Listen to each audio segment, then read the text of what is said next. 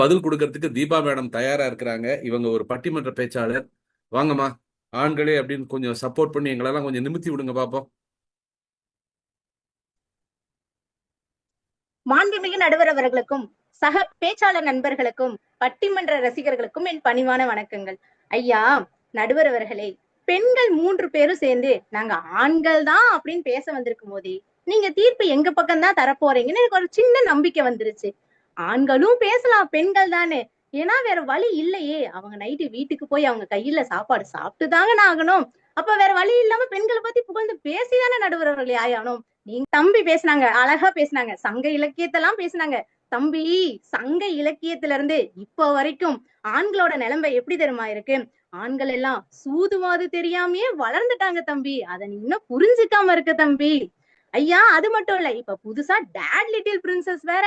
ஐயா ஆண்கள் வாயை திறக்க கூட சுதந்திரம் கிடையாது. வாயை திறந்துட்டா போதும் கங்கா சந்திரமுகியா மாறிடும்.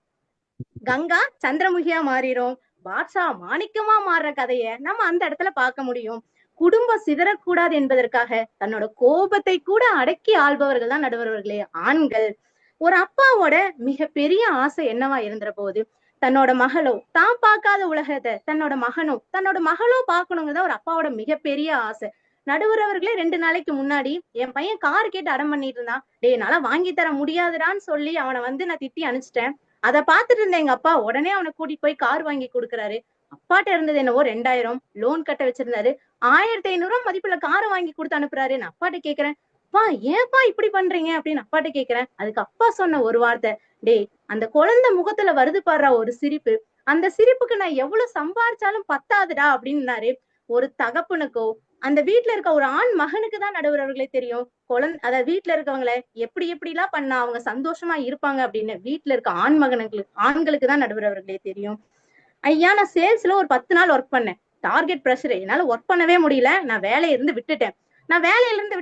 அது எனக்கு நான் எங்க வீட்டுக்கார்ட்ட சொல்றேன், எனக்கு கொஞ்ச நாள் பிரேக் வேணும், அந்த ஸ்ட்ரெஸ்ல இருந்து வெளியே வரதுக்கு நான் கொஞ்ச நாள் பிரேக் வேணும் அப்படின்னு சொல்லி நான் கேட்கிறேன். அவங்களும் ஓகேன்ட்டாங்க.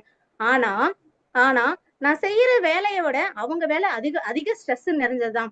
ஆனா எந்த ஒரு ஆண்களாவது நடுவர் அவர்களே, எந்த ஒரு ஆண்களாவது நான் இந்த மாதிரி கொஞ்ச நாள் பிரேக் எடுத்துக்கிறேன், நான் கொஞ்ச நாள் வேலையில இருந்து லீவ் எடுத்துக்கிறேன், எனக்கு ஸ்ட்ரெஸ்ஸா இருக்குன்னு இந்த உலகத்துல இருக்க எந்த ஒரு ஆண்களாவது சொல்றாங்களா?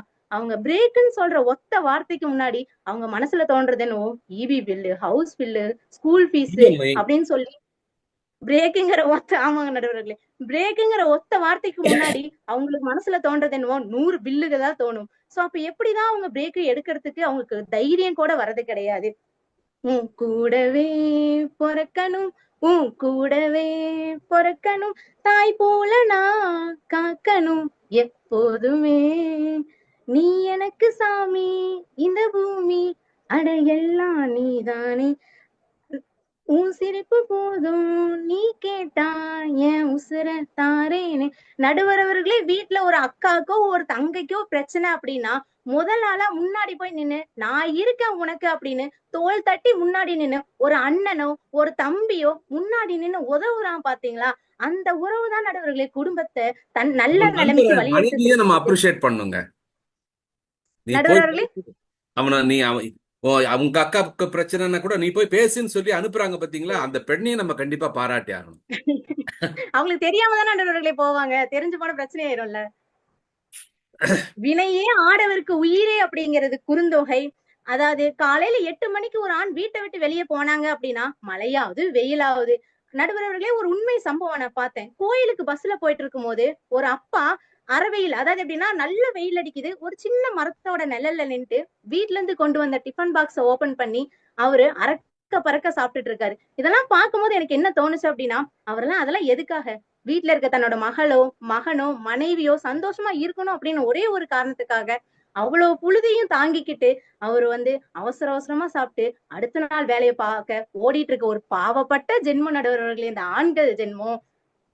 கலித்தொகை, அகநானூறு போன்ற நூல்கள் எல்லாம் சங்க இலக்கியத்துல எல்லாம் நம்ம பார்த்திருப்போம். தலைவன் பொருள் தேடி வெளியே செல்றது. இப்பயும் அதேதான் நடுவர் அவர்களே. என்ன அப்படின்னா ஆண்கள் இப்பயும் வெளிநாடு வெளி மாநிலங்களுக்கு சென்று வேலை பார்க்கறாங்க. குழந்தை பிறந்த தருவாயில் கூட குழந்தை பிறந்த தருவாயில் கூட கூட இருக்க முடியாமல் அவர்கள் விடும் ஒரு சொட்டு கண்ணீர் சொல்லும் நடுவர் அவர்களே. அவர்கள் குடும்பத்தின் மீது வைத்த காதலை, குடும்பத்தின் மீது வைத்த பொறுப்பை, குடும்பத்தின் மீது வைத்த பற்றை அந்த ஒற்றை துளி கண்ணீர் நமக்கு எடுத்து காட்டும் நடுவர் அவர்களே.